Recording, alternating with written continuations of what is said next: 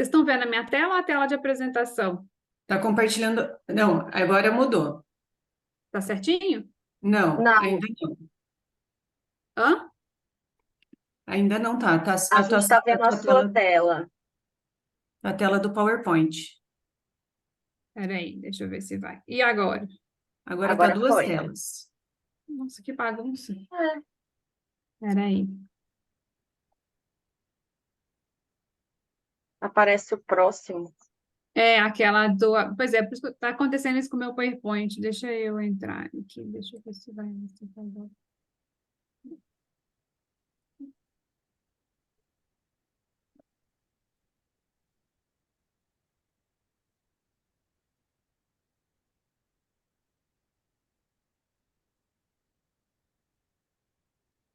E agora? Agora deu Agora deu certo. certo. Então, tá bom. Então, muito bom dia a todos. Não sei se a professora Estela já comentou, mas nós vamos dividir hoje o conteúdo de pré-bióticos e simbióticos. Então, será uma aula dividida, doutora Estela, do Programa de Pós-Graduação em Alimentação e Nutrição da Universidade Federal do Paraná, e eu sou Fernanda Guimarães Drummond e Silva, sou do Programa de Pós-Graduação em Saúde e Nutrição da Universidade Federal de Ouro Preto. Nós dividimos como sugestão do fórum essa aula em duas partes. Eu vou iniciar, então, falando dos conceitos de pré-bióticos e simbióticos e uma aplicação em alimentos. Pelo curto tempo, eu vou falar mais das inovações, das perspectivas e dos desafios. E depois a professora Estela continua com a aplicação clínica de pré-bióticos e simbióticos. Bom, então, começando a minha parte, eu primeiro vou me apresentar.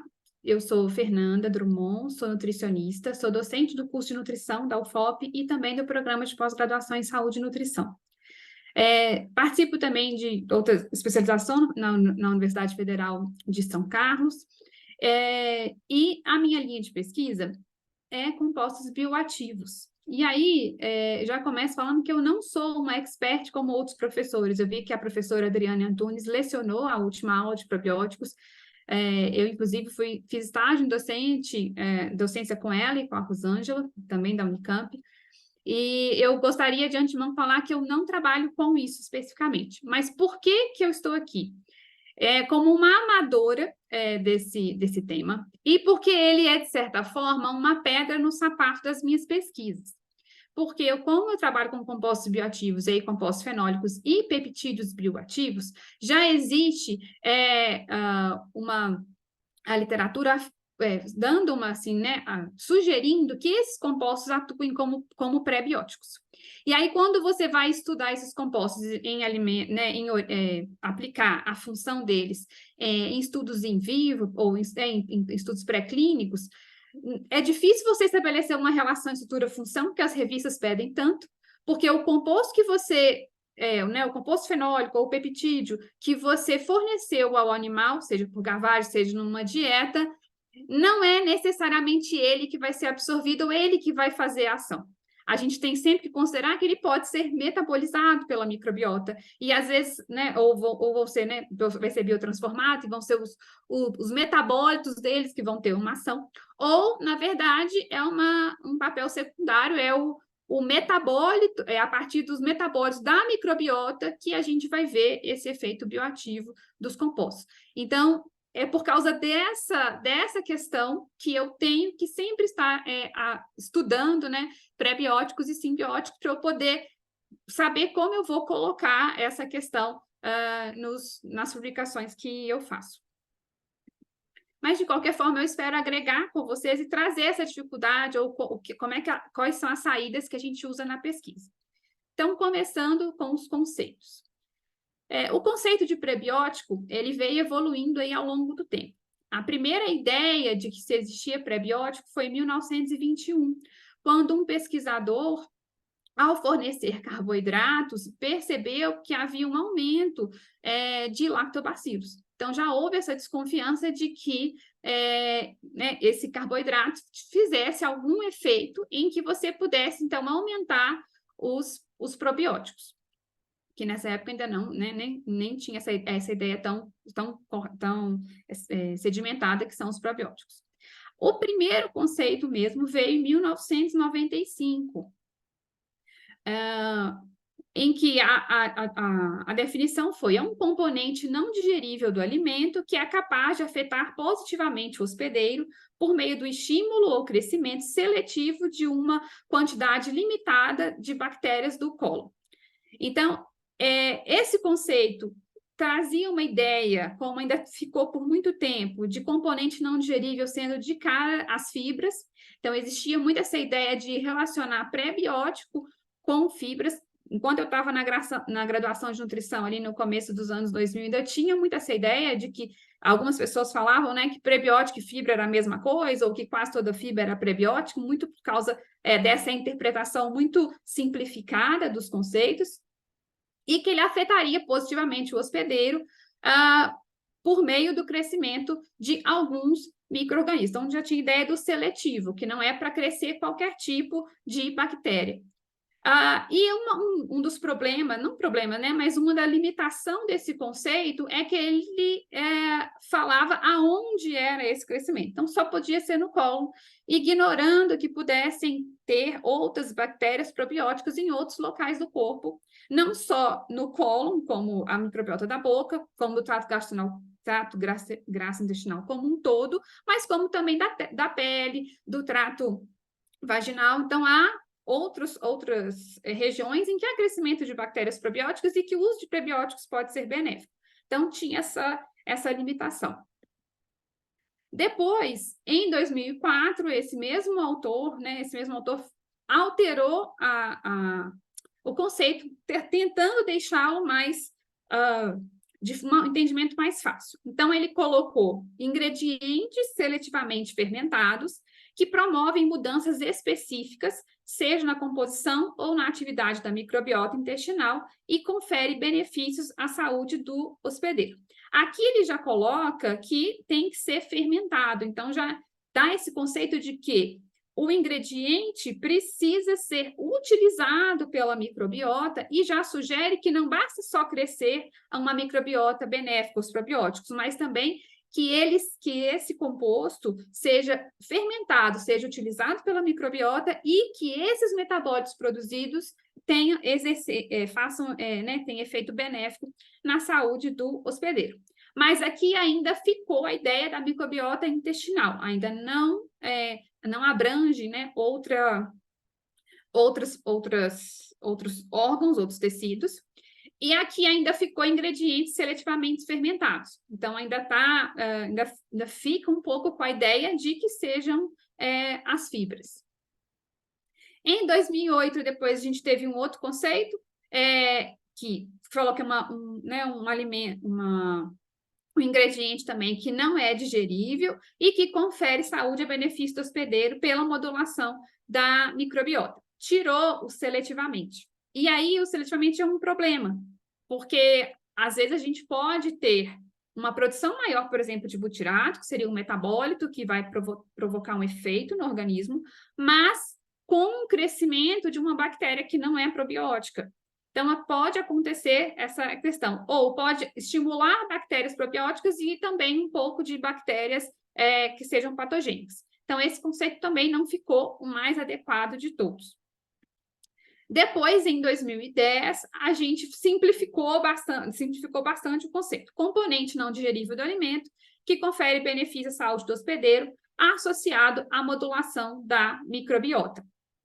Então, acabou ficando mais simples, mas ainda continuou sem o seletividade, que é muito importante para que haja não são quaisquer bactérias que vão crescer, são as bactérias probióticas, e pelo menos aqui já falou modulação da microbiota, mas não falou de qual, então já se aceita que haja uma modulação além do trato gastrointestinal. Em 2015, voltou de novo para um componente do alimento que não é digerido, que é metabolizado pelos micro-organismos do intestino, então voltou a colocar intestino, já limitando aí, e vai conferir efeitos benéficos. O conceito que a gente tem atual é de 2017, feito pela Associação Científica Internacional de Prebióticos e Probióticos. que eu vi que a professora Adriane comentou na aula passada, então ela deve ter falado que é uma organização de cientistas, mas que também tem cientistas da indústria, que é muito interessante para ter essas duas visões e aí conseguir, talvez, definir um conceito. A ideia dessa definição é tornar esse conceito fácil e claro, não só para pesquisadores, para as pessoas que trabalham na indústria, mas também para a população em geral, para que não tenha, digamos aí, as fake news, né? Não tenha uma leitura enviesada de um artigo, de um conceito, e que depois vai sair no jornal, na mídia, com uma forma, de uma forma, né, enviesada e não tão correta. Então, essa é a ideia. Eles querem deixar o conceito de forma mais clara e que todos possam entender, e que nós teríamos aí, nós da academia, teríamos esse papel de zelar pela boa divulgação, pela divulgação correta do que seriam os prebióticos. Então, o que a gente tem atual é um substrato que é seletivamente utilizado pelos micro-organismos do hospedeiro, promovendo efeitos benéficos à saúde do hospedeiro. Então, ele eu vou destrinchar um pouco melhor. Por que mudou de componente não digerível, né, ingrediente não digerível, para substrato? Porque agora já entende-se que não, o substrato pode ser, além de fibras solúveis, né, fibras não digeríveis, pode ser ácidos graxos, podem ser compostos fenólicos. Então, a gente tem aí, né, outros componentes que não só as fibras. O fato de ser substrato dá uma ideia mais clara que os micro-organismos vão utilizar esse prebiótico, realmente vão fermentar, é um substrato para a sua nutrição. Então, fica mais claro essa relação de que vai acontecer uma fermentação, vai acontecer uma metabolização, e aí, né, com isso, tira essa ideia de associar sempre prebióticos a fibras e fica, então, essa ideia tanto do uso quanto de diferentes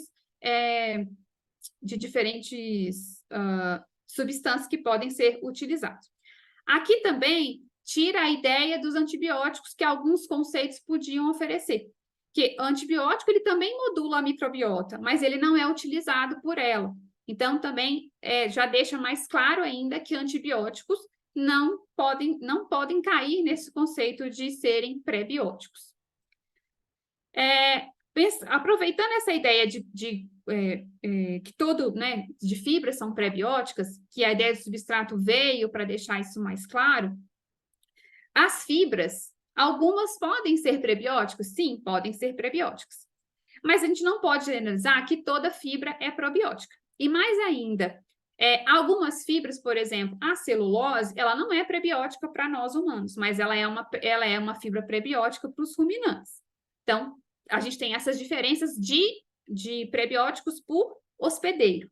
Tem também uma diferença em relação ao local em que está estimulando o crescimento dos probióticos. Então, o xilitol, por exemplo, ele pode ser considerado um prebiótico na boca, mas ele não é considerado um prebiótico no intestino. Então, a gente também vai ter essa diferença. E a principal diferença é que as fibras ali, elas vão ter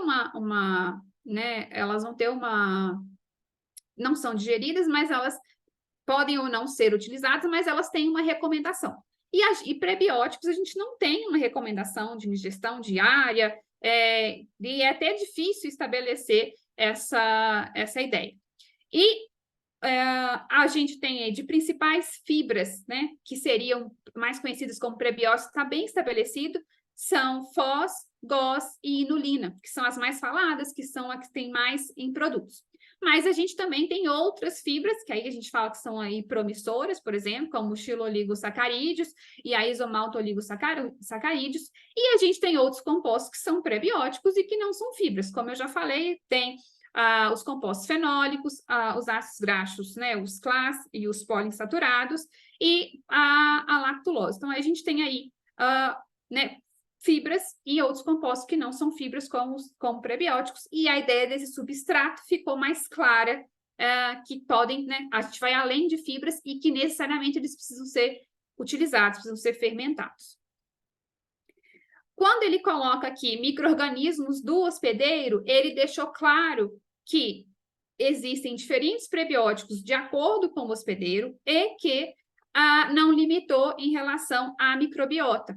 Então, a microbiota, por exemplo, do intestino. Então, é um micro-organismo do hospedeiro. Pode ser da pele, pode ser da boca, pode ser do estômago, pode ser do intestino delgado, pode ser do intestino grosso. Então, aqui o conceito ficou amplo, sem ficar complicado, sem começar a falar a bactéria, né, a microbiota da pele, o trato vaginal, deixou micro-organismo do hospedeiro, promovendo efeitos benéficos à saúde desse hospedeiro. E aí, esses efeitos benéficos, a gente precisa comprovar esses efeitos com estudos no hospedeiro-alvo. Então, não dá para fazer um estudo in vitro, não dá para fazer um estudo pré-clínico e já categorizar essa substância como prebiótica. Eu preciso que o estudo seja feito no hospedeiro que eu estou alegando, que eu pretendo fazer a alegação de que ele é prebiótico. Então, um resumo que a gente tem é um quadro aqui que ficou bem claro. Então, quais seriam aí as substâncias que afetam o microbioma? Eu posso ter substâncias que são prebióticos e que não são prebióticos. Então, não são prebióticos os antibióticos, por exemplo. Eles afetam a microbiota, mas eles não têm nenhuma relação, não têm nenhuma ação como prebiótico. E aí ele pode até ter um efeito benéfico, às vezes, de equilibrar o microbioma ou desequilibrar, enfim, né? Eles vai desequilibrar para depois eu entrar de novo, ter uma desbiose, para depois eu voltar com a minha microbiota residente, mas eles alteram essa composição. E aqui a gente quer uma alteração benéfica com efeitos benéficos. Então, a gente tem aí os prebióticos, seriam os CLAS e os PUFAs, os ácidos graxos poliinsaturados, os oligosacarídeos do leite humano, mas também do leite bovino. Esse composto não está aqui, mas o leite bovino também tem oligosacarídeos considerados prebióticos, e aqui eles diferenciaram a fibra. Então, eu vou ter a fibra dietética que está pronta para ser fermentada, que pode ser fermentada, e aí essa fibra tem esse potencial, então, para ser prebiótico, e a fibra que é menos fermentada, a fibra menos solúvel, ela já não entraria como fibra prebiótica. A gente também tem, dentro dessas fibras, esses oligosacarídeos, a inulina, a FOS, GOS, e a novidade desse conceito foi considerar que compostos fenólicos e outros fitoquímicos, por exemplo, como os carotenoides, têm um potencial para serem prebióticos. Só para relembrar, gente, oligosacarídeos são substâncias que vão ter de 2 a 10 monômeros de algum tipo de carboidrato. Um conceito mais atual, e aí ele já está mais no âmbito nosso aqui da ciência, é o quê? Que a gente tem, então, prebióticos como compostos convencionais e novos candidatos. Os convencionais e que estão bem estabelecidos são a inulina, a FOS e o GOS. É o que a gente tem mais estudo, é o que a gente tem em diversos tipos de alimentos, tanto na forma de suplemento como na forma de alimento. É o que a gente tem a regulamentação mais extensa e bem trabalhada em diversos países, então no Japão, em diversos continentes e países, Japão, Ásia, Europa, aqui no Brasil mesmo, a Anvisa tem a recomendação para ingestão entre 2,5 e 3 de inulina e FOS, por exemplo, ela considera esses compostos como prebióticos. A gente tem compostos que estão emergindo, né, como a lactosucrose, os xiloligosacarídeos, e a gente tem compostos que estão em desenvolvimento, que não tem nada regulatório e está começando a ter estudos. Então, os estudos estão sugerindo que, olha, a rafinose que é encontrada no feijão, ela também pode ter um efeito pré-biótico. E novos candidatos são esses aqui, são os polissacarídeos, os oligosacarídeos do leite, os polifenóis e as proteínas e os hidrolisados. Oi? Posso continuar? São as proteínas e os hidrolisados proteicos, e os polifenóis, que são exatamente os compostos bioativos que a maioria das pessoas na área de alimentos trabalha. E a ideia do composto bioativo é o que eu falei, a gente tem que sempre tentar fazer uma estrutura-função para que a nossa pesquisa tenha a gente possa publicar bem e a gente dê o mecanismo do que a gente está sugerindo que tenha uma bioatividade. Por que eles são novos candidatos? Porque há estudos in vitro e estudos pré-clínicos.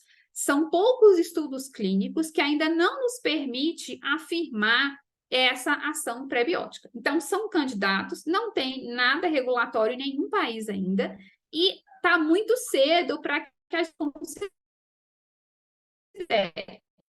que eles sejam prebióticos, mas eles têm, sim, porque estudos pré-clínicos sugerem este potencial.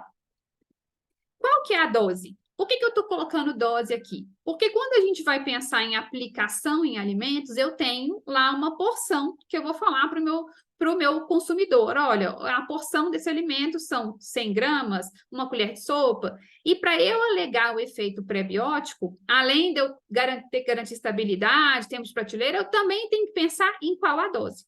E essa dose está direto relacionado às características sensoriais do produto. Não tem uma dose específica, cada prebiótico vai ter a sua dose. O que a gente tem é que, se teve o efeito prebiótico, já está subentendido que a dose está adequada. E de que, se ele promove benefício, ele já está seguro para consumo. O que pode acontecer, por exemplo, com um prebiótico, por exemplo, com a inulina, que está muito bem estabelecida como prebiótico, e às vezes eu faço um produto que tem muita inulina. Ela é utilizada, às vezes, como substituto da gordura. Ela dá a mesma textura e cremosidade da gordura, e eu tiro a gordura do alimento. Então, é utilizada aí no desenvolvimento de alimentos funcionais ou de alimentos light. A gente pode utilizar a inulina nesse sentido, reduzir um pouco a gordura e sem perder, e ela vai ter a funcionalidade ali, a propriedade tecnológica da gordura, mas sem os efeitos ali, em relação a calorias e a excesso de gordura do alimento. Beleza, então, cumpri o meu papel tecnológico, porém, se há um excesso de inulina, pode acontecer um excesso de gases formados. Então, aí já é um efeito indesejado. Então, eu tenho que tomar cuidado com essa dose adequada, que é promover o efeito benéfico do prebiótico, mas sem que seja uma dose muito grande, para eu ter um efeito, não vou nem dizer adverso, mas um efeito inadequado, que seria a produção excessiva de gases e um estufamento aí, da barriga do consumidor. Então, a gente tem que pensar nisso. Além de dose, eu tenho que pensar como que eu vou oferecer esse combinado com o quê, qual que é a matriz.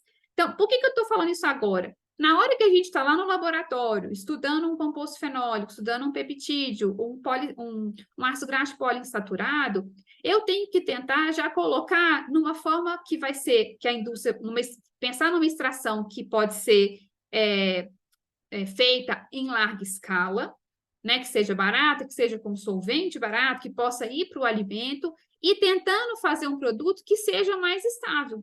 Então, se eu puder, por exemplo, estudar bioatividade de compostos fenólicos com ele microencapsulado, eu tenho mais chance de lá no futuro eu colocar ele num alimento e fazer o estudo com humanos, e esse estudo dá mais certo do que só o composto fenólico isolado no meio como mais um ingrediente do alimento. Então, são coisas que a gente tem... Eu sei que está lá no final, mas se eu puder já antever possíveis problemas com a forma de extração, com a forma que eu estou utilizando a minha amostra, se eu vou encapsular ou não, se eu vou dar junto com a matriz, se eu vou fazer um complexo, isso tudo eu já meio que preparo para os possíveis estudos e o sucesso daquele pré-biótico.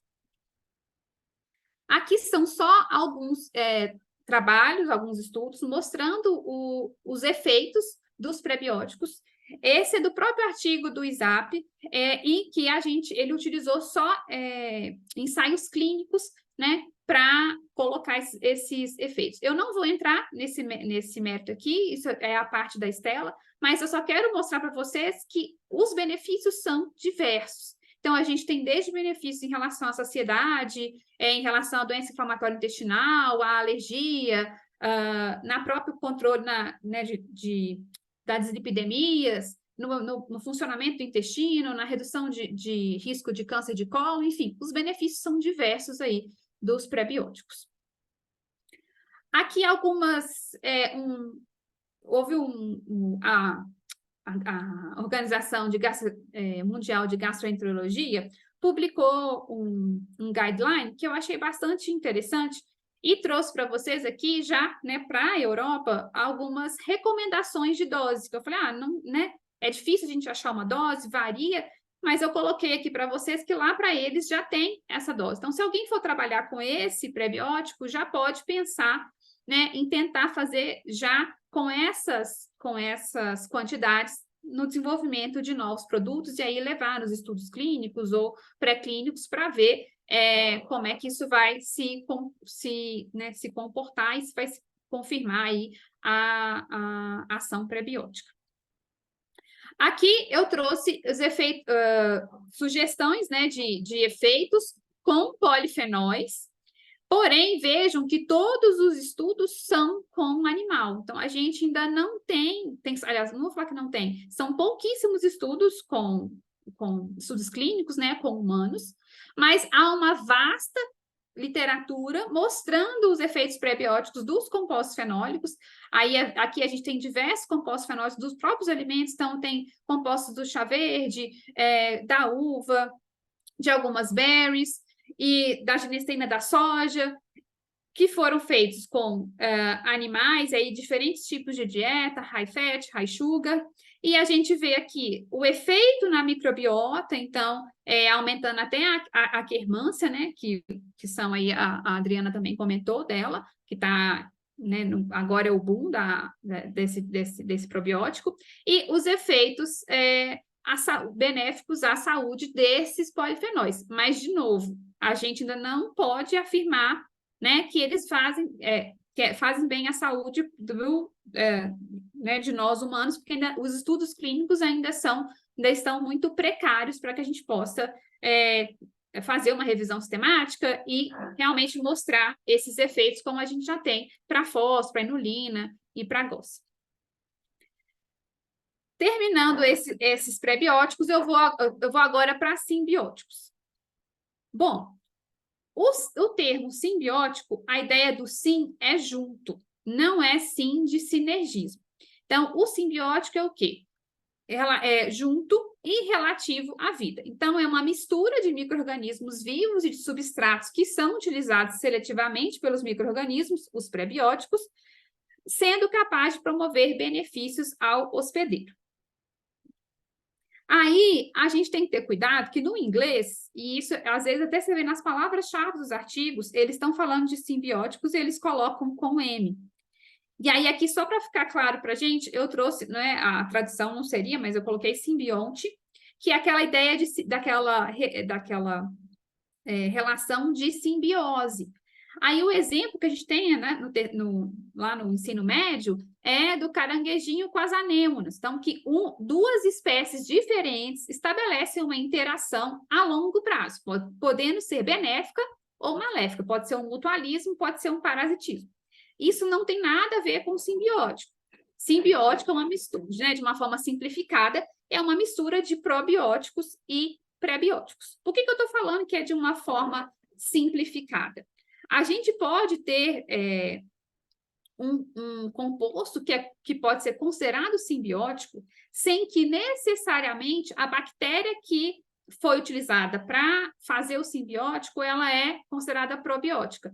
Ou a fibra ou o substrato que eu usei ser considerado pré-biótico. Então, eu posso montar um simbiótico em que eu já pegue use uma bactéria que é considerada probiótica e uma fibra ou um substrato que é considerado pré-biótico e faça um simbiótico, ou eu posso inovar e pegar uma bactéria que sozinha não é considerada probiótica e um substrato que sozinho, isolado, não é considerado pré-biótico, mas que quando eles estão juntos, eu vejo os efeitos benéficos. Então, isso também é considerado simbiótico, que aí é a parte simbiótica em que a indústria pode criar e pode, talvez, nos surpreender com novos produtos.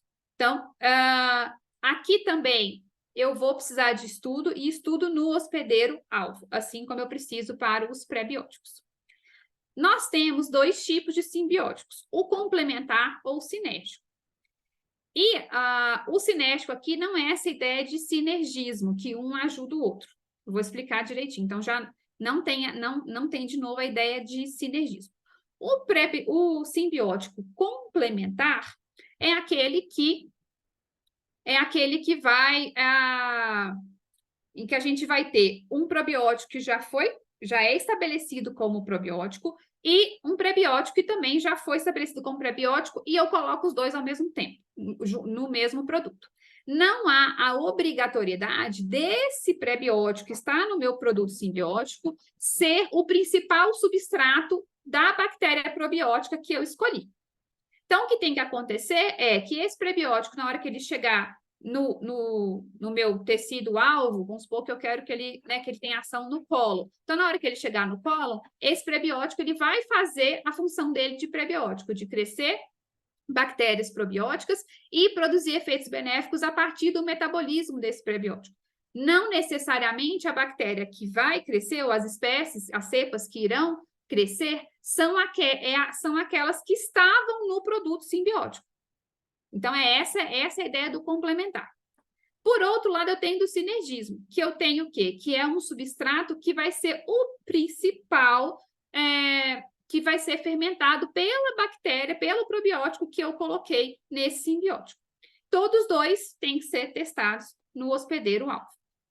Então, aqui a gente tem um gráfico para ficar mais claro.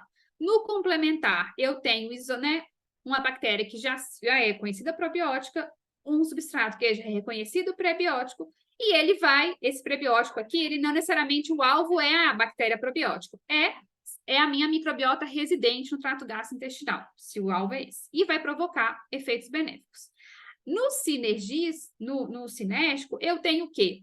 O substrato que eu coloquei no meu simbiótico, necessariamente, ele vai ser o principal que vai ser utilizado pelo probiótico que eu escolhi. E aí eu vou ter efeitos benéficos.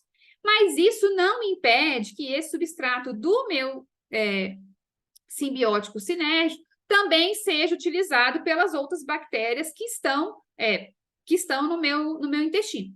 Mas o principal é o quê? Que ele seja utilizado principalmente pelo micro-organismo que eu coloquei naquele simbiótico. Como é que eu consigo ter essa caracterização? O que é importante o simbiótico ter na hora que eu vou pensar em desenvolver um produto, né, e fazer os estudos com o alimento? Eu tenho que ter a sequência genômica conhecida. Se eu estou usando uma cepa que já é reconhecida probiótica, isso eu já tenho. Mas se eu estou propondo que sozinho a cepa não é, mas junto com o substrato ela passa a ter efeito benéfico e pode ser considerado um simbiótico, então eu preciso ter uma sequência genômica conhecida para poder saber todos os possíveis efeitos adversos. Essa cepa tem que estar disponível para pesquisa, tem que ser estável, e aí o tempo de prateleira do meu produto vai mudar de acordo com a base desse produto. Vai ser um produto que vai ser um sachêzinho, um pó, uma bebida em pó, que a pessoa coloca água e ela vai ter probiótico, ou ela já vai ser uma bebida líquida, tipo um kombucha, que já está pronta para consumo. Então, isso também vai alterar aí a escolha, a quantidade e o tempo de prateleira. Às vezes é um produto que fica legal, mas o custo é muito alto, que não vale a pena. O substrato tem que ser caracterizado por análises químicas, para eu saber realmente a composição dele. A quantidade está relacionada à pureza, então, às vezes eu coloco 6 gramas do substrato, mas que, na verdade, quem é prebiótico mesmo, o oligosacarídeo, ele equivale a 3 gramas, eu tive ele ligado a uma outra substância para que ele pudesse ser preservado, ou para que ele não desestabilizasse as propriedades sensoriais do alimento, por exemplo. E aí, se eu preciso de 6 gramas, e na verdade só tenho 3, qual vai ser a porção desse produto? É uma porção viável para o indivíduo consumir? Então, tudo isso também tem que ser pensado. Também trouxe do mesmo documento da Sociedade Mundial de Gastroenterologia, aqui alguns simbióticos, então a gente já tem aqui uma combinação de bactérias probióticas junto com frutooligosacarídeo, com uma recomendação de dose e os benefícios que teve essa combinação de simbiótico. Então, a gente tem diversas combinações, mais de um tipo de probióticos, e o tipo de prebiótico foi colocado. O que eu coloco aqui é que nem todos os, desse documento, por exemplo, aqui a gente já tem a cepa certinho, mas aqui eu não tenho as cepas, então é importante a gente saber, para pesquisa e até para ver os benefícios, ter exatamente qual cepa do Lactobacillus paracasei foi utilizado. Então, aqui também eu tenho, aqui eu já tenho Bifidobacteria animalis, o tipo da cepa, e colocou junto com a inulina e o efeito. Então, é até bom para a gente já ver o que já tem no mercado, o que a gente pode, às vezes, tentar, inovar, ou usar um simbiótico que já foi estabelecido e tentar veicular numa matriz alimentar nova. Então, aqui eu sigo para essa parte do como é que eu posso levar isso para os alimentos. A ideia de colocar em alimentos é o quê? Que a gente desenvolva alimentos funcionais, embora aqui no Brasil esse conceito ainda não está, a Anvisa coloca alegação de propriedade funcional, mas lá fora, por exemplo, no Japão tem o FOSH, eles já chamam de alimentos funcionais, na Europa também. Então, na literatura aparece alimento funcional e eu mantive esse termo. E a ideia é prevenção ou tratamento de doenças crônicas não transmissíveis. O que a gente mais tem em desenvolvimento são FOS, GOS e SHOS. A inulina também, mas ela é mais difícil de colocar. Como é que a gente obtém? Na maioria das vezes, para a indústria, eles vão obter por síntese enzimática. Não vão extrair do alimento. Por quê? Porque se for extrair, eu vou ficar dependente de safra, de época do ano. Muitas vezes, o alimento tem aquela fibra prebiótica, mas não tem na quantidade. Então, envolveria, assim, seria um processo muito caro de se fazer, juntar muito alimento e ia ter um subproduto muito grande. Então, o que acontece é utilizar enzimas de micro-organismos que vão sintetizar esses oligosacarídeos. Então, por exemplo, os xiloligosacarídeos, ele vem da hidrólise dos xilanos. Então, aí faz essa hidrólise que veio da hemicelulose, que nem é fibra solúvel. E aí, a gente usa essas enzimas, principalmente, fica mais fácil, eu consigo controlar e produzir, principalmente em produtos de padaria, em leite e derivados, pelo próprio tipo da matriz líquida e do pH mais baixo, em bebidas e em produtos carnes. Então, são os principais. A ideia é que a gente tenha uma melhora da qualidade nutricional, sensorial e reológica. Propriedades reológicas são aquelas que dão, por exemplo, a cremosidade no produto. Então, eu consigo ter um produto com um bom apelo nutricional, com uma boa qualidade sensorial em relação à textura, sabor, aroma, e também vou ter a questão reológica da cremosidade, da estabilidade do produto também melhorada. Esse é um mercado bastante promissor. A expectativa é que até em 2025 ele cresça em torno de 12% e tem um faturamento de 10,5 bilhões de dólares. Então, há um grande interesse da indústria em desenvolver produtos com prebióticos e com simbióticos também. Mas simbióticos já é um pouco mais difícil, com prebióticos é mais fácil. Então, há um grande interesse e uma grande demanda também. A demanda vem crescendo do consumidor por esses tipos de produto. Aqui é só uma ilustração, então, de como é que eu obtenho o frutooligosacarídeo. Ele não vai ser retirado do alimento. Vai ter essas enzimas são enzimas que vieram de micro-organismos, que vão, então, pegar a sucrose e aí sim transformar nos diversos frutooligosacarídeos que a gente vai ter. Aqui, se eu fosse obter, foi um estudo que eu achei mais interessante em relação à tentativa de desenvolver possíveis produtos com polifenóis. Então, estudou a bioatividade e o potencial de atividade antioxidante dos polifenóis da casca de romã, e aí vem todo o processo que eu falei com vocês. Teve que extrair, escolher um solvente adequado para a extração, tem que purificar, tem que passar pela digestão in vitro, e aí quando chega na digestão in vitro simulada a humana, chegando aqui no que seria a digestão né, do intestino delgado, que iria para o intestino grosso, eles retiram esse digerido e inoculam com bactérias probióticas, para ver se vai ter o efeito, se vai ter crescimento, quais substratos vão ser produzidos a partir dessa metabolização dos polifenóis. Então, esse é o estudo. Então, é muito difícil a gente chegar nesse ponto, às vezes, só com um aluno de doutorado, por exemplo. Então, eu acabo precisando aí de duas teses ou trabalhar em conjunto, porque eu vou precisar de fazer uma espectrômetro de massas para identificar quais metabólitos foram formados. Eu vou precisar também de tecnologias de metagenômica para eu entender o sequenciamento desses microbiomas, o que cresceu. Tem limitações, eu não consigo colocar todos, né, literalmente simular uma microbiota. Se eu coloco só as bactérias probióticas para ver se elas crescem, fica fácil. E se crescer outras bactérias que não são probióticos? Então, é um modelo limitado e a maioria dos estudos com polifenóis está nessa etapa. Eles estão com uma dificuldade, né, de ultrapassar. Quando vai para estudos pré-clínicos com animais, por exemplo, os ácidos graxos de cadeia curta, acetato, propionato e butirato, são absorvidos muito rapidamente, fica difícil também de quantificar.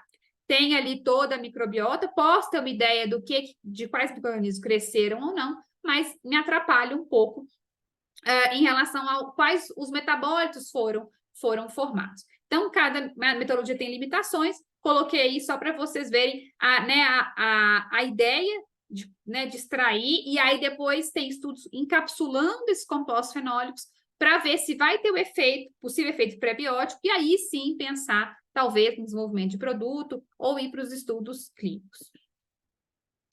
Quais são as novas tecnologias, né? Bebidas, panificação, leite, isso já está muito, não vou dizer muito batido, mas é o que a gente mais tem. A ideia é que a gente use, então, né, esses prebióticos com novas tecnologias que sejam mais baratas e que promovam uma maior estabilidade desses produtos. Então, o que a gente tem aqui? Quais são as tendências? Trabalhar com alta pressão hidrostática, micro-ondas, ultrassom, extrusão e secagem, que aí eu tenho menor tempo de processamento, vou utilizar menor temperatura ou, se for uma temperatura alta, por um curto tempo, e vou ter um mínimo impacto em cor, aroma, sabor, valor nutricional dos alimentos. Qual que é o problema aqui? Essas tecnologias, servem muito mais para prebióticos e menos para simbióticos. Por quê? Muitas delas inativam micro-organismos. Então, é como se fosse uma pasteurização a frio, em que eu tenho a inativação dos micro-organismos, então eu tenho maior tempo de prateleira. Só que, se eu estou trabalhando com simbiótico, essas novas tecnologias já me atrapalham, mas elas me ajudam bastante com prebióticos. Vocês vão ver por quê? Porque a maioria delas aumenta a extração dos compostos bioativos e das fibras solúveis. Então, a gente consegue uma extração mais fácil e a gente consegue aumentar por porção a quantidade de fibras pré-bióticas sem perder em características sensoriais e ainda melhorando o tempo de prateleira. Então, o que a gente tem para produção de pré-bióticos hoje? Os métodos tradicionais para poder extrair e poder utilizar esse prebiótico como ingrediente, eu vou ter a extração com enzimas, com água, extração química, ou eu posso usar tecnologias novas para poder extrair esse prebiótico, ou até para fazer mesmo o alimento. Então, eu tenho, como a gente falou, a alta pressão, o ultrassom, a secagem, a extrusão e o micro-ondas, separo, purifico e vou ter aqui o meu prebiótico como ingrediente. Então, o que é a alta pressão hidrostática? Eu vou passar líquido ou sólido, pode até estar embalado, pode estar associado ao tratamento térmico ou não, em que eu coloco uma pressão grande com água mesmo, e aí eu vou ter o quê? Uma maior facilidade de extrair, vou inativar micro-organismos patogênicos e deteriorantes, vou inativar as enzimas, e aí eu vou ter um maior rendimento e vou conseguir esse prebiótico para colocar numa possível matriz ou na própria matriz mesmo, ele já está na própria matriz do alimento com maior quantidade por porção. ele é bastante utilizado, por exemplo, para a produção de sucos. Ele vai, né, os estudos têm mostrado que os produtos utilizando a alta pressão, eles melhoraram aí a fermentação, ou seja, havia mais prebióticos que foram mais fermentados pela microbiota e aumentou, então, os metabólitos e a população de probióticos. O ultrassom são vibrações sonoras que provocam um fenômeno de cavitação, que é como se formassem bolhas, né, dentro do alimento, e essa bolha acaba destruindo o micro-organismo, também inativa a enzima e facilita aí a extração de compostos bioativos, principalmente aqueles ligados. Então, tanto compostos fenólicos, quanto também algumas fibras solúveis que estão ligadas a outras macromoléculas, elas vão ser soltas, vai romper essas ligações aí intermoleculares, e aí a gente vai ter uma maior extração, de novo, maior quantidade de prebiótico por porção no alimento. De baixo custo, que também preserva a qualidade sensorial e nutricional do alimento. O micro-ondas é uma outra opção de processamento, que a gente já conhece, a gente faz um campo magnético, a molécula vibra e a vibração das moléculas vai gerar calor. A questão aqui é que no micro-ondas eu não tenho uma homogeneidade do calor. Acho que todo mundo vivencia isso na hora que coloca um prato ou um alimento para descongelar. Uma parte está mais quentinha, está descongelada, a outra não está. Ele é utilizado para diversas formas, como secagem, aquecimento, cozimento, esterilização, e auxilia também nessa extração das frutas. Ele faz basicamente o que a cocção faz, de facilitar a extração desses compostos bioativos e das fibras. Ele é rápido e de menor custo, e a desvantagem é o que eu falei, o aquecimento dele não é homogêneo.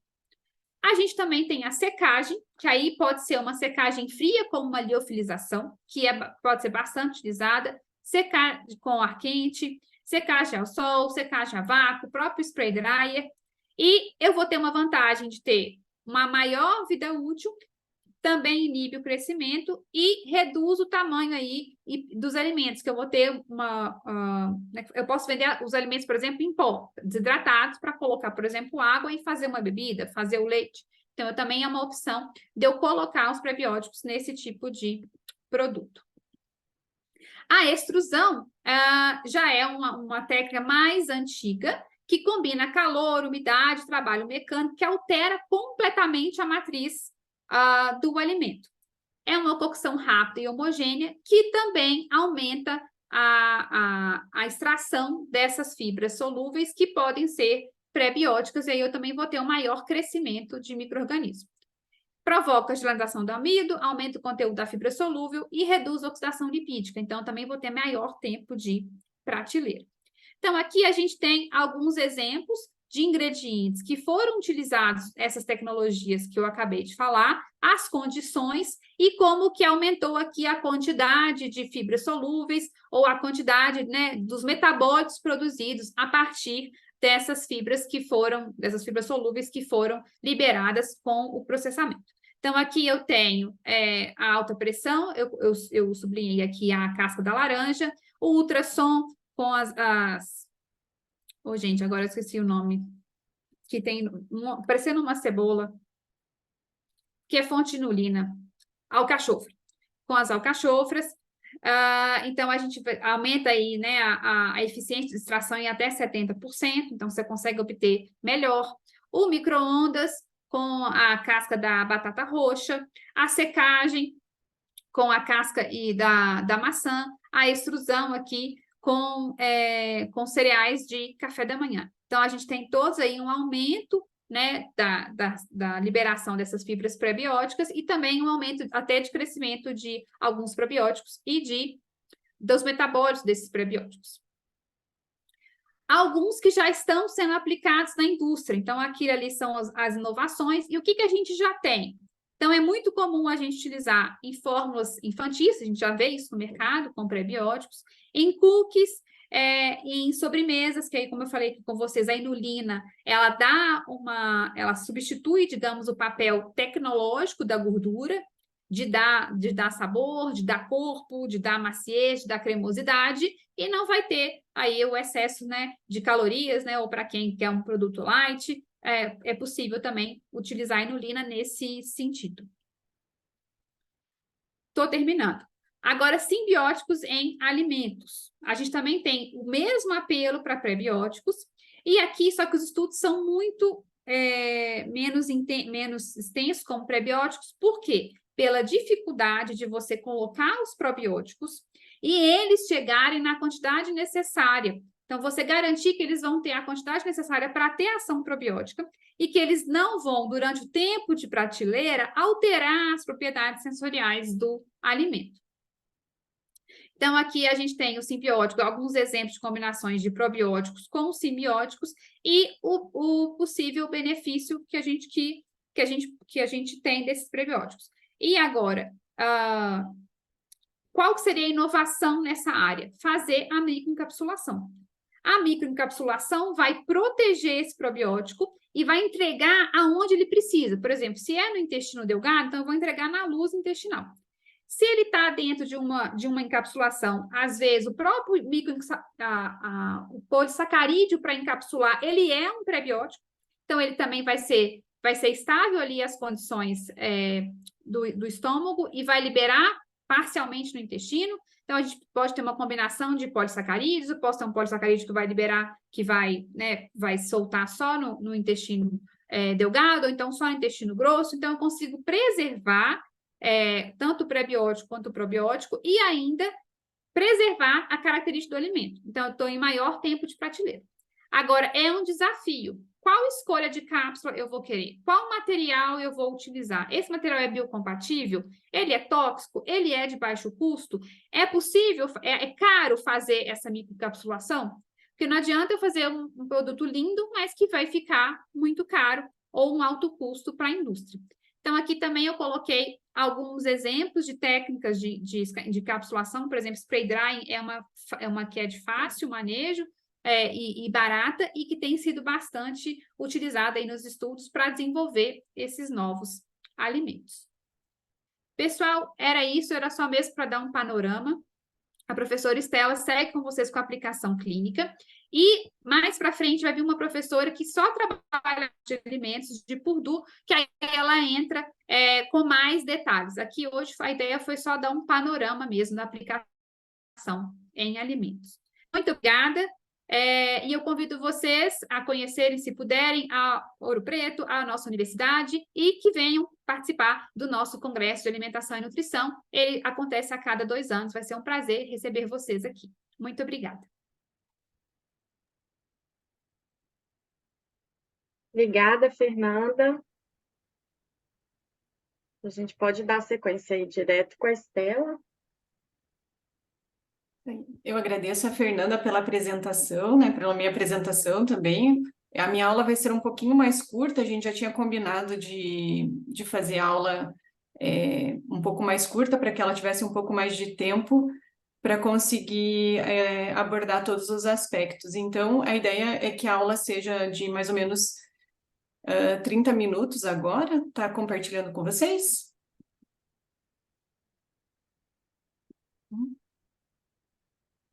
Sim, tá sim, professora. Deixa eu Mas, só colocar no modo apresentação. É que eu não tô... Isso. Isso.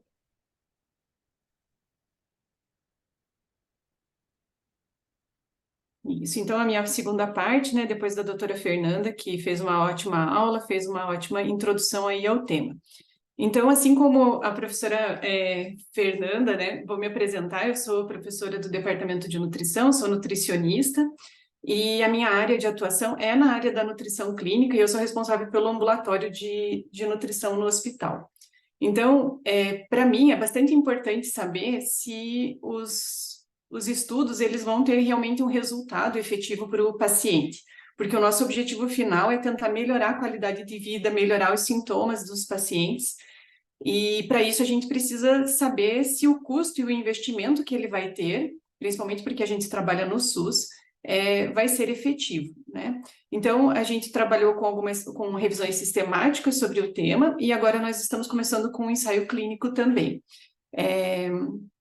Eu convidei para falar sobre pré-bióticos, que é a última aula desse curso, a doutora Thaisa Youngs, né, que é dos Estados Unidos, e ela trabalha com pré-biótico, então vai complementar também a aula da Fernanda, né, e falar um pouco mais sobre esse tema. Então, nós, né, na área clínica, a gente tem que estar sempre se perguntando e fazendo os questionamentos se realmente funciona e o que eu posso fazer de melhor para esse paciente lá na ponta.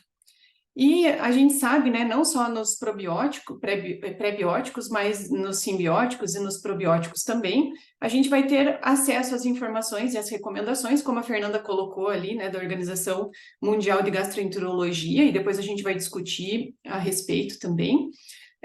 Mas também, às vezes, a gente não tem um trabalho ou não tem estudos suficientes, mas podem ter os consensos entre profissionais da área para indicar determinado tipo de terapia que pode ser efetivo ou não.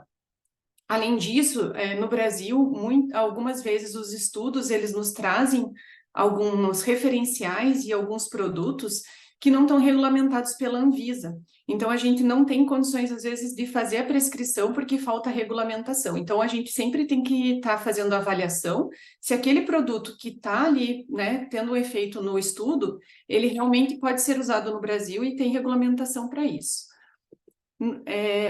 Conhecer, né, como a professora Adriane falou na outra aula, a qualidade do insumo que está sendo ofertado, porque às vezes o produto ele existe ali, tá dizendo que tem determinada concentração, seja de pré-biótico ou de probiótico, mas será que o produto é realmente aquele que foi testado, que foi feito o estudo, ele tem qualidade, tem viabilidade?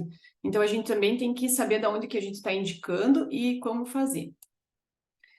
A gente tem ainda, né, as informações dos cientistas, e eu coloquei aqui um alerta, porque eu acho que o motivo da aula de hoje é justamente a gente fazer as análises de como que a gente recebe essa informação e como que, às vezes, a gente pode ter informações, dependendo da qualidade dos estudos, que podem nos trazer, às vezes, diretrizes, né, informações que não são, assim, tão adequadas. Então, a gente sabe que tem vários cientistas, né, várias pessoas trabalhando, nem sempre com condições adequadas, mas também quando a gente vai ter os relatos e principalmente as revisões sistemáticas e as meta-análises, a gente também tá atento, né, para alguns detalhes para fazer essa avaliação das informações que a gente tem no meio acadêmico.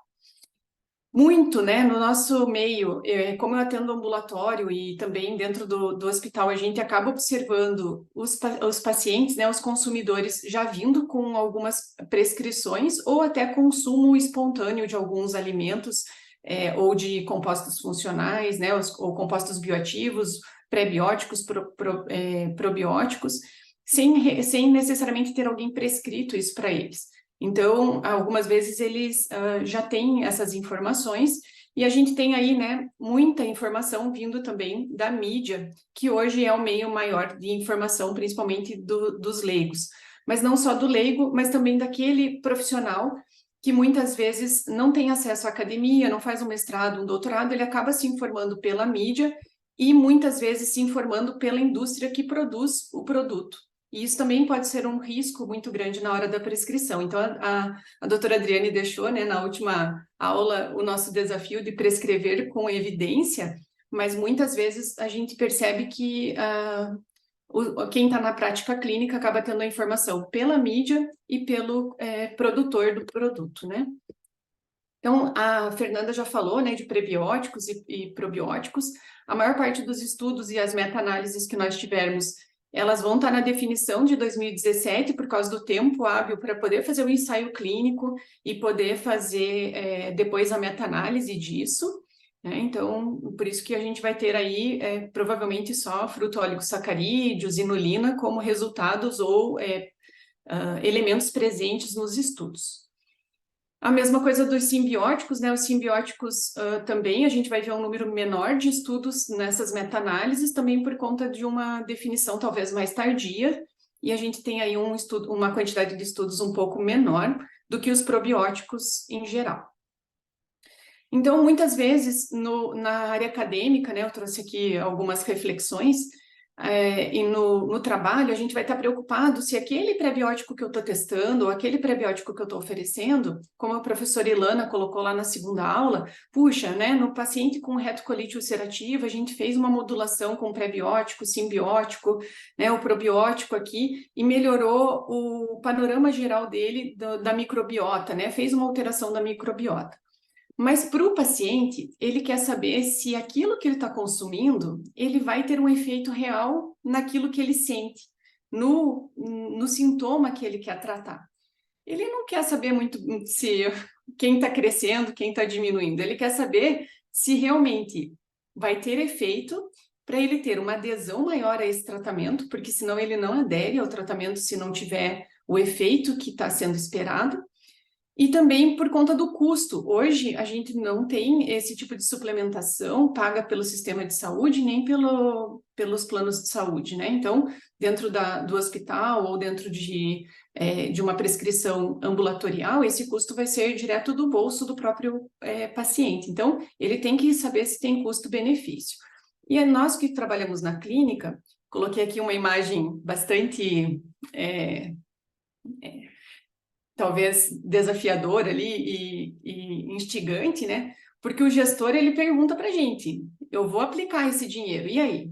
Ele vai ter o efeito que eu preciso? O que isso vai trazer de benefício para mim, no sentido de economia, né? Então, quais são os benefícios que eu vou ter? Então, hoje a gente tem aí uma dificuldade bem grande com algumas suplementações que não são pagas, e que o serviço, às vezes, tem que fazer alguns ajustes para conseguir oferecer isso, para ter realmente o efeito lá no paciente, quando a gente tem o conhecimento. Então, tanto o paciente, né, quanto o gestor, ele vai querer saber do custo-benefício. Então, se vale a pena o investimento para o resultado que a alegação que aquele produto tem.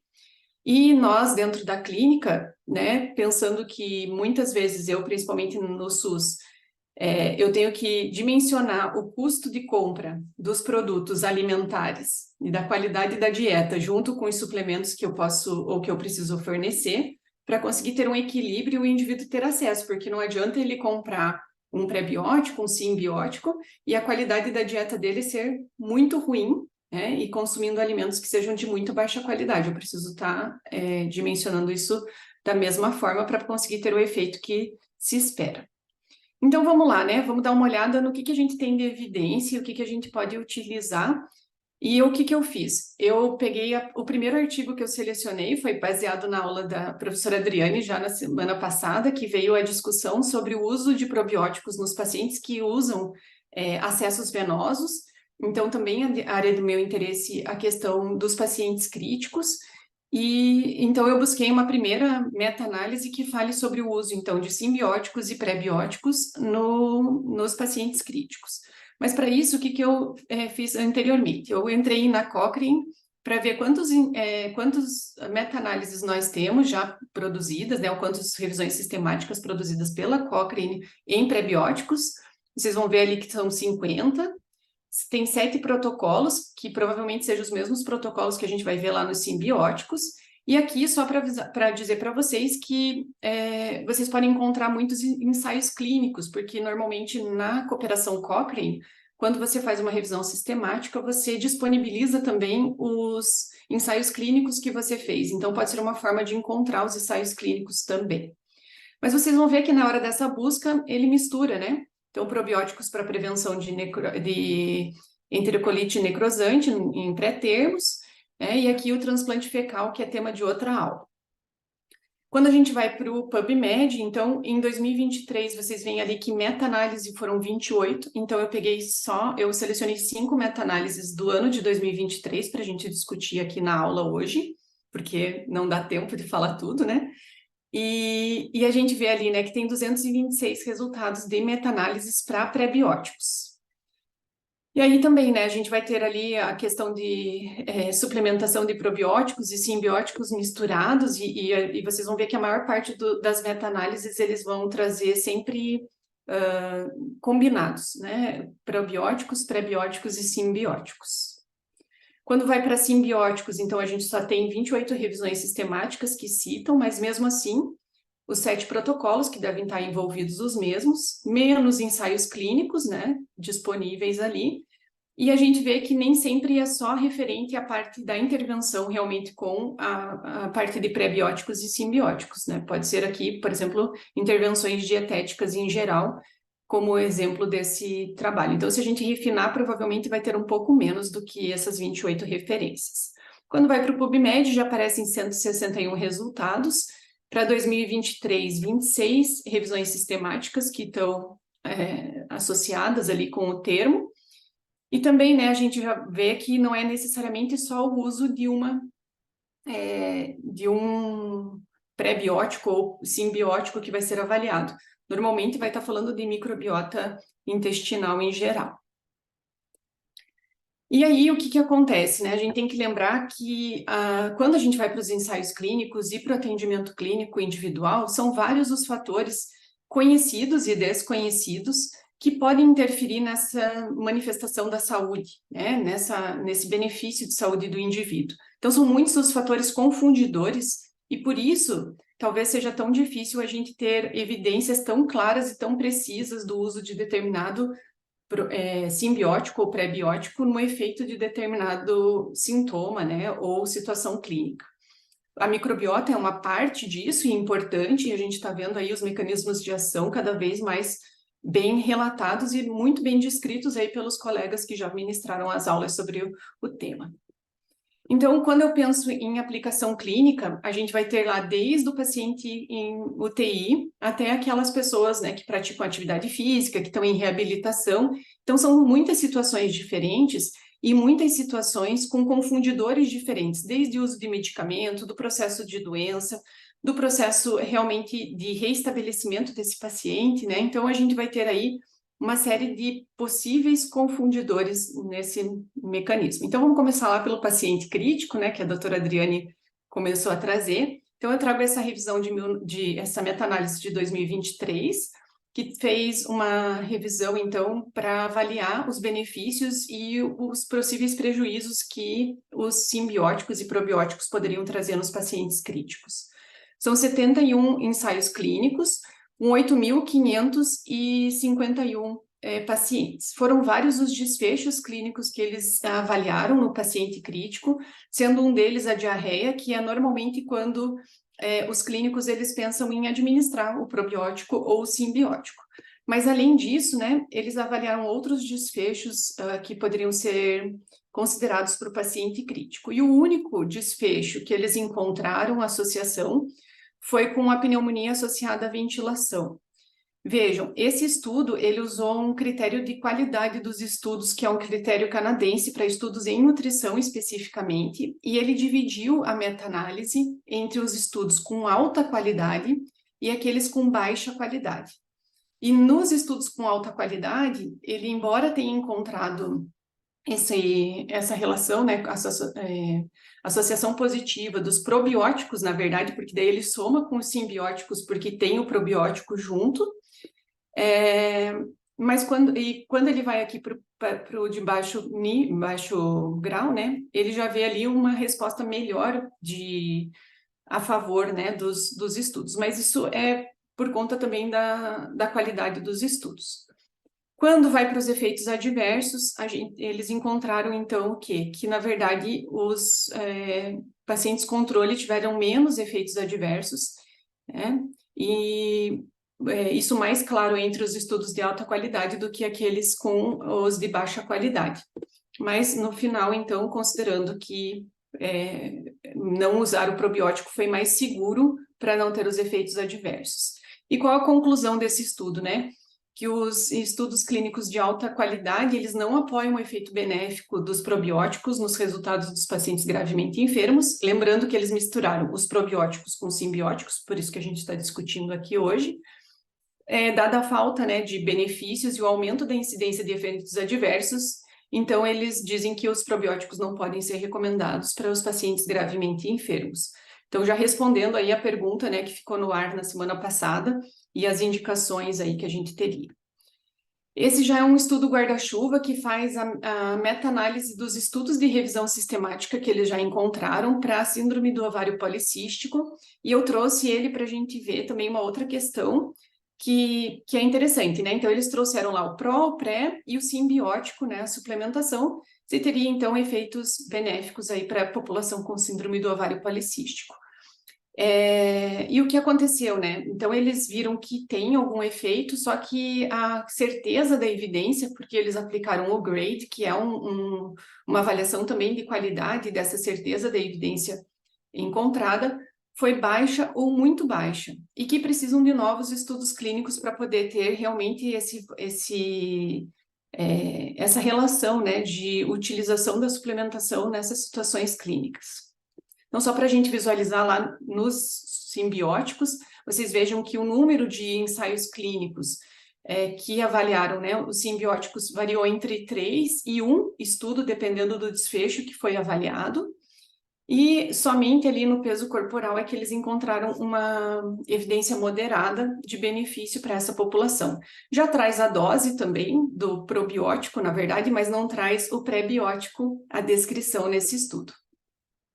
E quando vai para o pré-biótico, foi só um estudo, e que ele traz ali a dose, né, de 20 gramas dentro desse trabalho. Então, também fica difícil da gente avaliar a evidência, porque a gente só tem um estudo fazendo avaliação. Esse é um outro estudo, então, de revisão sistemática, né, para pacientes, então, com doença hepática não alcoólica, né, a esteatose hepática não alcoólica, e também um estudo de meta-análise de guarda-chuva. Então, ele avaliou 19 revisões, ele já faz uma avaliação da qualidade das revisões, então só tem 5 revisões que são de alta qualidade.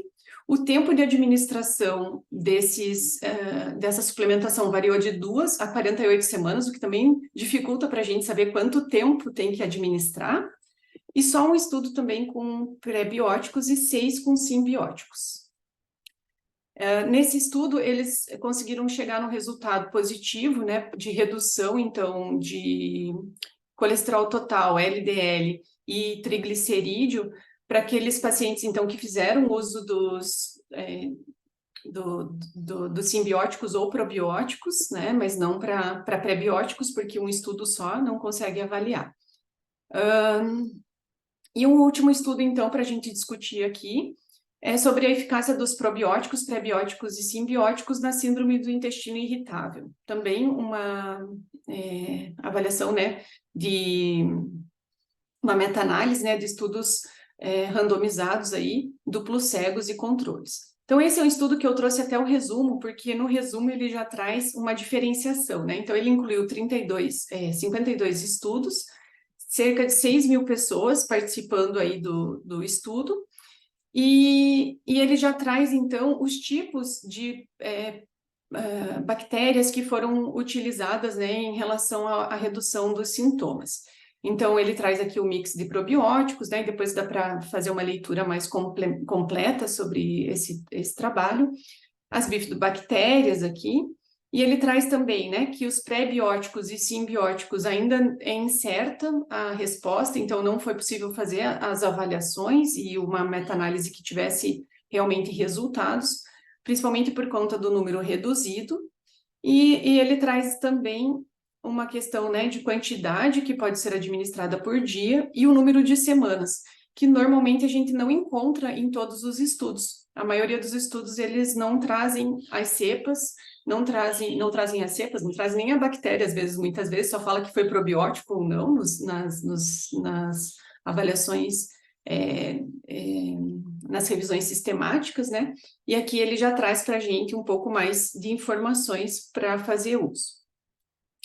Então, só para ver, né, a tabela de extração que ele disponibiliza, a maioria dos outros trabalhos, eles têm esse trabalho de tabela de extração, mas está no material suplementar. Esse artigo ele já traz na íntegra, né, o que tem descrito ali, e a quantidade e duração do uso, então, do pré-biótico ou simbiótico, e também os sintomas ou os critérios de avaliação que eles utilizaram para essa situação. Então, esses artigos, né, são artigos de melhor qualidade em si, E agora vamos discutir um pouquinho sobre outras evidências que a gente tem. Então, nesse trabalho ele acabou incluindo todos os estudos na análise e não diferenciou, né, o pré-biótico do simbiótico ou probiótico ali na análise geral. Só depois que ele separou para ver em relação ao tipo de bactéria. Esse é um outro estudo de meta-análise também, para efeito na depressão. Eu trouxe separado porque a professora Simone tinha trazido um artigo, né, sobre depressão e ansiedade, então eu trouxe um de depressão e ansiedade de 2023 para a gente ver junto. Um estudo, então, de 13 ensaios clínicos com 786 participantes, só um utilizando o simbiótico e só um utilizando o pré-biótico. E o que a gente acaba encontrando ali é que o simbiótico tem 6 semanas de uso e o de pré-biótico 24 semanas. E eles incluíram nesse estudo alguns trabalhos, né, que utilizaram só a suplementação de pré, pró ou simbióticos separadamente ou também associadas às medicações. Mas esse estudo é um estudo que nem registro de revisão sistemática ele tem. Então, isso é um problema também, porque a gente já vai avaliando a qualidade do estudo até pelo registro do protocolo, e ele não apresenta o registro de protocolo. E aí ele mistura todo mundo lá para fazer uma análise geral e dizer se realmente melhora, né? E daí traz ali no resumo dele dizendo que tem benefícios do uso, mas na verdade ele misturou todo mundo para poder fazer essa análise e sem considerar os fatores que poderiam ser fatores de confusão. Ao longo do artigo, ele vai trazendo os fatores de confusão, vai dividindo por partes e a avaliação e fazendo outras meta-análises menores, mas o resumo pode ser um resumo que leve à confusão do leitor, né? E às vezes muita gente que está na clínica não consegue acessar o artigo por completo, ele acessa só o resumo, e isso pode ser um problema também. Esse aqui, então, é um estudo que fala sobre ansiedade, para complementar, então, aquele trabalho que a professora Simone trouxe na apresentação dela sobre a avaliação do adulto, né, e aplicação na saúde do adulto. São 29 ensaios clínicos, e o que eles fizeram nessa revisão sistemática? Eles pegaram qualquer estudo, independente do motivo que o pré-biótico, ou simbiótico, ou probiótico foi utilizado. Então, por exemplo, pegaram lá um estudo que era de síndrome de intestino irritável, mas se foi utilizado uma escala de ansiedade, então eles fizeram o uso desse valor só para a escala de ansiedade. Juntaram também nesse trabalho não só doenças, mas também atletas, trabalhadores e comunidade. Então, isso também já dificulta o entendimento, né, dentro da dinâmica ou da característica daquele indivíduo, né? Porque ter o sintoma de ansiedade, ter uma doença crônica, muitas vezes pode ser diferente daquele indivíduo que tem, que é um trabalhador, né? E de repente manifesta a ansiedade. Então, nesse sentido, também a gente vai ter aí algumas questões interessantes. Com relação à qualidade dos estudos, né, eles, mesmo sendo de 2023, esse estudo, eles utilizam uma avaliação de qualidade que é um pouco mais antiga, lá que a gente encontra no Hevman, e hoje a gente já tem outras questões de qualidade e também a questão do grade para ver a certeza de informação ali do que se obtém, tá? Então, aqui, né, eles trazem o resultado dessa meta-análise, somando tudo, né, os estudos que tenham simbiótico, probiótico e tudo junto, para trazer aí que tem um certo benefício. E por último, então, eu trago o estudo, o mesmo guideline, né, que a Fernanda trouxe, porque talvez seja um dos poucos documentos que a gente tem dose e quantidade ali que pode ser utilizada para cada situação clínica. Mas na leitura, então, todos os que a Fernanda apresentou, eles variavam entre 2 e 3 aqui, ou era um estudos clínicos, né?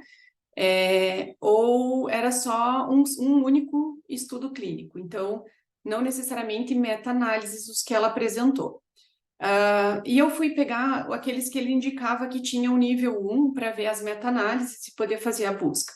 Esse documento foi produzido ou foi publicado em fevereiro de 2023, E aí eu acabei tendo acesso a meta-análises que eram posterior à publicação desse artigo. Então, só para a gente fazer algumas reflexões, né? Então, um dos dados lá que eles colocam é o uso da lactulose para encefalopatia hepática na prevenção e recorrência. Então, quando a gente busca esses dois artigos novos, né, com meta-análise, que fala sobre a lactulose, a gente encontra, né, prevenção não conseguiu chegar num resultado positivo para que realmente houvesse a prevenção.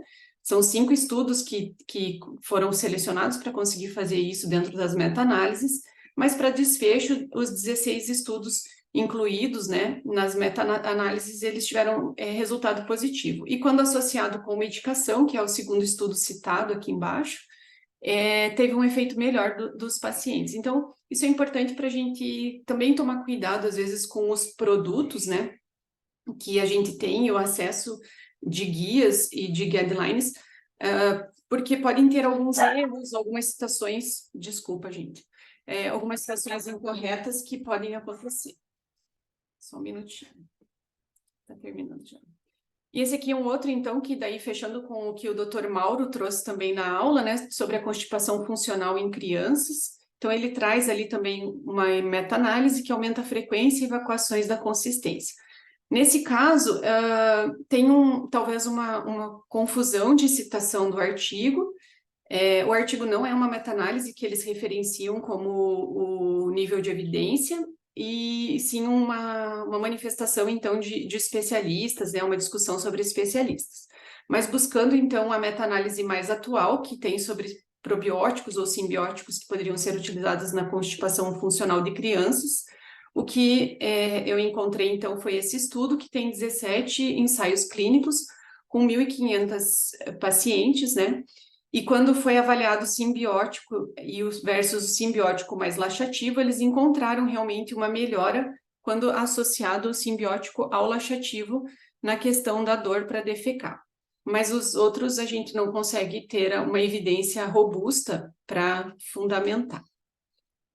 Então, as evidências atuais, elas não defendem o uso isolado, né, dos probióticos e simbióticos para essas crianças.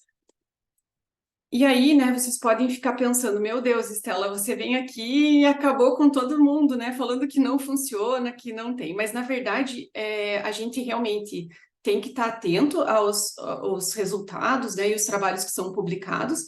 Mas, por outro lado, pensando que nós estamos na pós-graduação, isso significa que tem muita pesquisa pela frente, porque se tudo tivesse resolvido, a gente não precisaria mais pesquisar. Então, a gente tem que fazer as leituras, ver quais foram os erros, né, ou as chances de melhorias que a gente tem, principalmente nos ensaios clínicos, nos controles que a gente pode fazer, para tentar aí, no futuro, a gente ter realmente uma resposta sobre o uso, a dose, a quantidade e o tempo que a gente tem que prescrever desses suplementos, principalmente para garantir uma melhora da saúde do indivíduo e também garantir que isso seja economicamente viável para a gente aplicar e ter aquele resultado esperado. Então, eu espero aí que a gente tenha uma boa discussão agora, né? Foi bem rapidinho, mas para que a gente pudesse ter um tempo de discussão aqui final.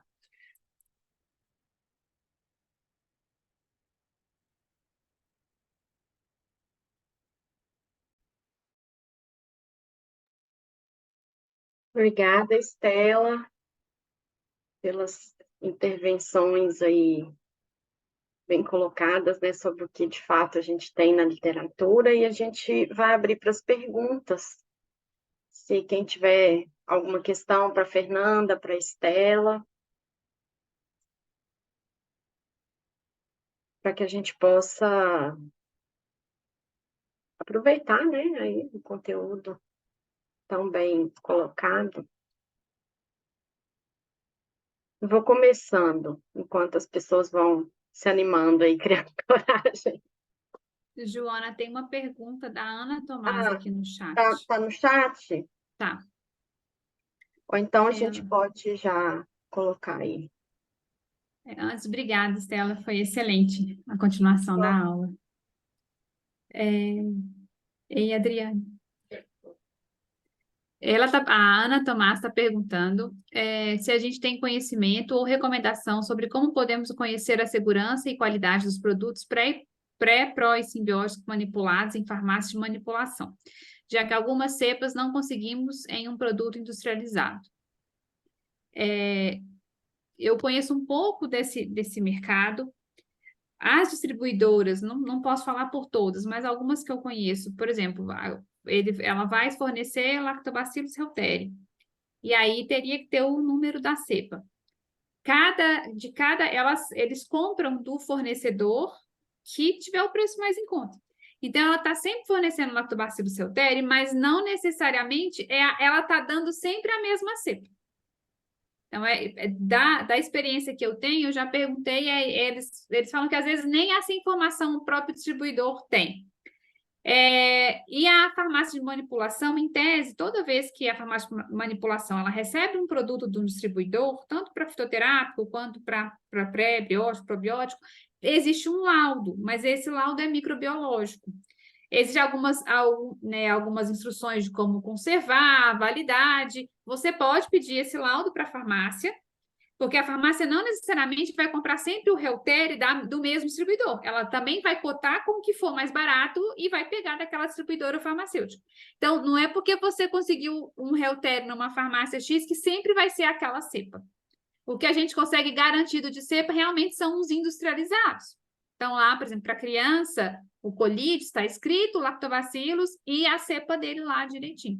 Então, o industrializado você consegue, ou se você for fora do Brasil. Fora do Brasil, também já existem, na Europa, você consegue comprar o Lactobacillus pela cepa. Mas aqui no Brasil, na farmácia de manipulação, até onde eu sei, a gente ainda não tem esse controle. Acho que a Anvisa, o órgão regulatório, não obriga que a distribuidora e a farmácia informe qual a cepa que ela está vendendo. Então, fica difícil da gente fazer essa prescrição. Em relação à segurança, é o que o pessoal fala, vai numa farmácia de confiança.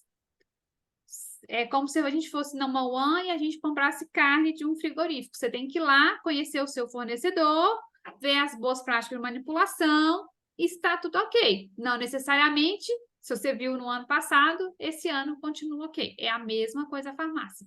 Você tem que conhecer. E como nós, Nutris, não podemos recomendar a farmácia, a minha sugestão é que você visite 3 farmácias, recomende possíveis 3, e fala com o seu paciente para ele ficar atento com o preço. Uma coisa muito barata, você já desconfia que pode ter algum tipo de alteração, má manipulação, enfim, pode ter algum problema nesse produto. Mas para probiótico, pré-biótico, a minha sugestão é que opte sempre pelo industrializado. Você tem uma segurança maior nesse quesito, tanto da funcionalidade quanto da segurança microbiológica, né? Da segurança do produto. Obrigada, Fernanda. Tem mais uma pergunta aqui, que é um pouco para você e um pouco para a Estela. É a pergunta do Lucas. Gostaria de entender melhor sobre o amido resistente. Ele se enquadra nos conceitos de prebióticos? Possui algum efeito clínico relevante?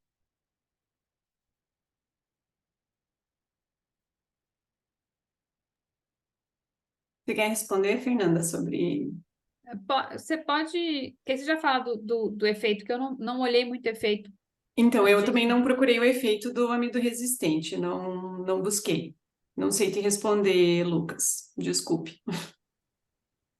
Mas os artigos alguns artigos mencionam sim que ele é pré-biótico, ele tem esse efeito pré-biótico.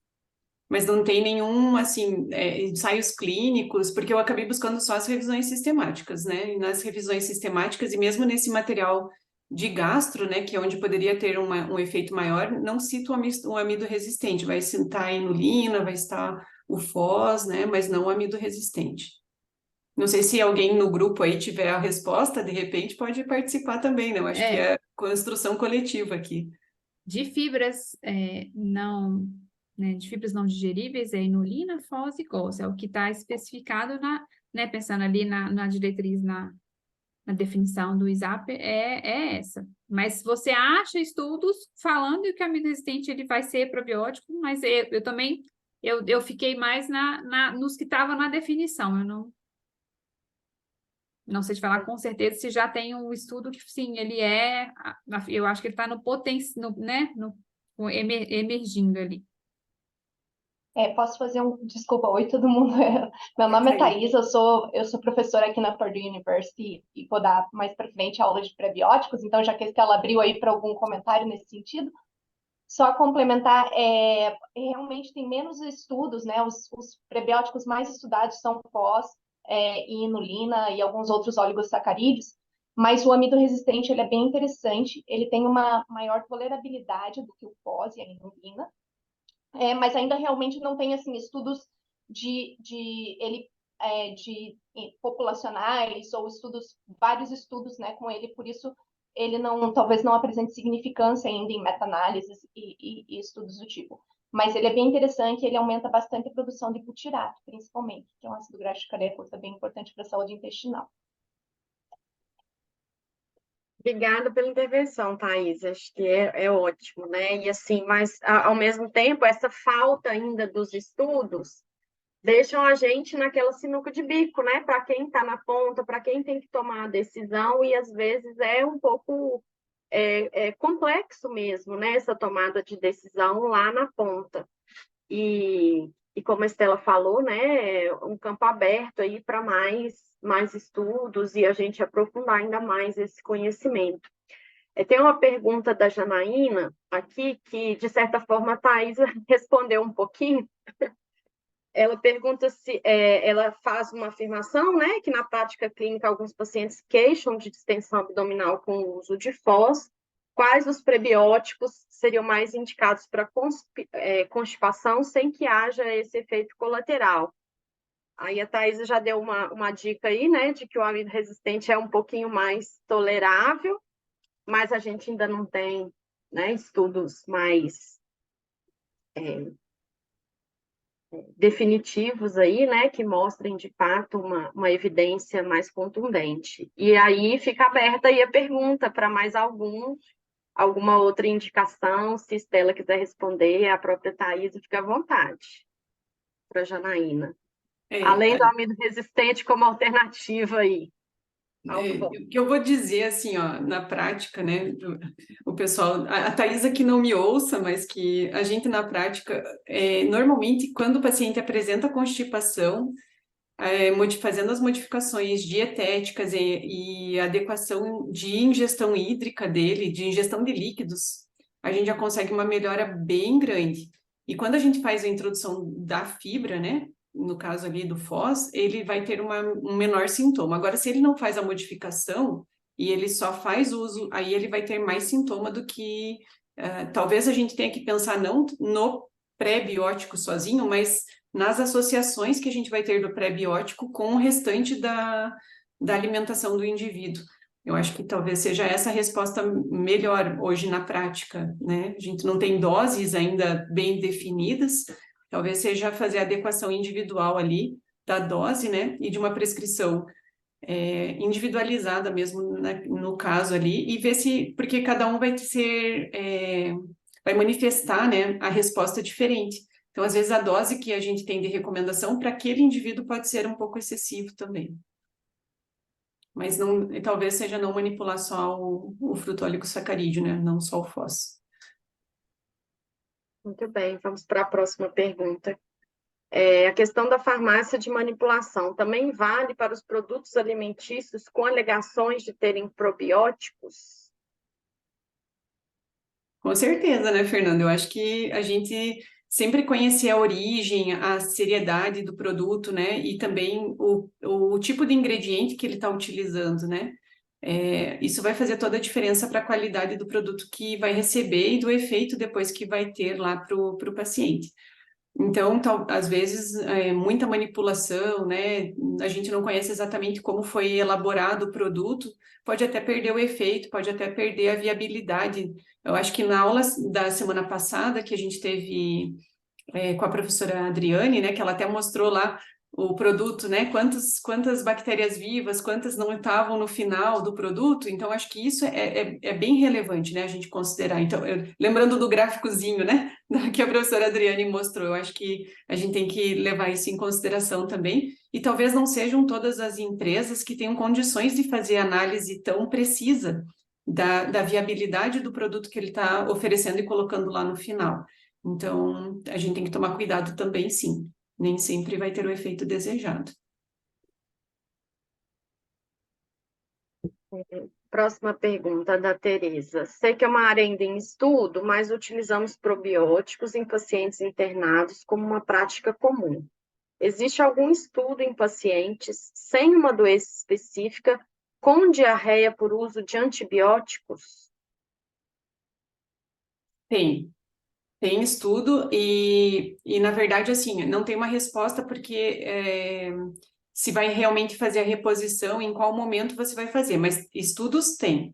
O que não tem é uma definição final se isso vai trazer realmente benefício para aquele indivíduo e vai melhorar a microbiota dele. Eu acho que até foi discutido um pouco, né, na aula anterior sobre a questão do probiótico, mas tem alguns estudos sim, mas não tão com tanta robustez, né? Tanta resposta para a gente se vai ser usado ou não.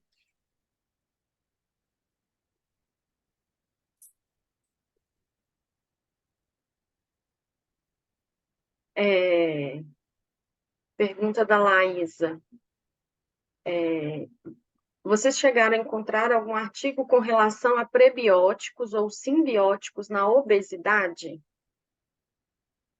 Na verdade, eu trouxe esse de SOMP, né? Porque daí já ia trazer um pouco. Normalmente, as pacientes que têm síndrome do ovário policístico têm também a obesidade junto, então eu trouxe dentro dessa perspectiva, mas dá para buscar especificamente para a obesidade, que não é a minha área de estudo, então eu tentei trazer alguma coisa que fosse mais clínica, assim, né? Não necessariamente a obesidade, porque realmente eu gosto mais dos desnutridos, do paciente crítico, de outra visão. Mas eu acredito que dá para buscar e fazer essa avaliação, sim, Laís.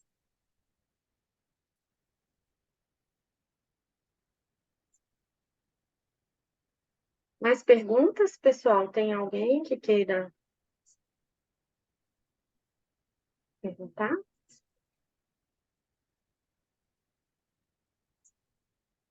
Nós não temos mais perguntas, aí eu acho que a gente pode agradecer, né, a Fernanda e a Estela pela aula e encerrar a aula de hoje. E aí vou pedir para a pessoa que está com o comando aí, né, da aula, que é o e-mail da coordenação do PPGN, para interromper a gravação e a gente poder encerrar aqui, agradecendo mais uma vez, né, a Fernanda e a Estela pela dedicação, pelo tempo e pela disponibilidade de estar aqui com a gente, mais uma vez. Obrigada.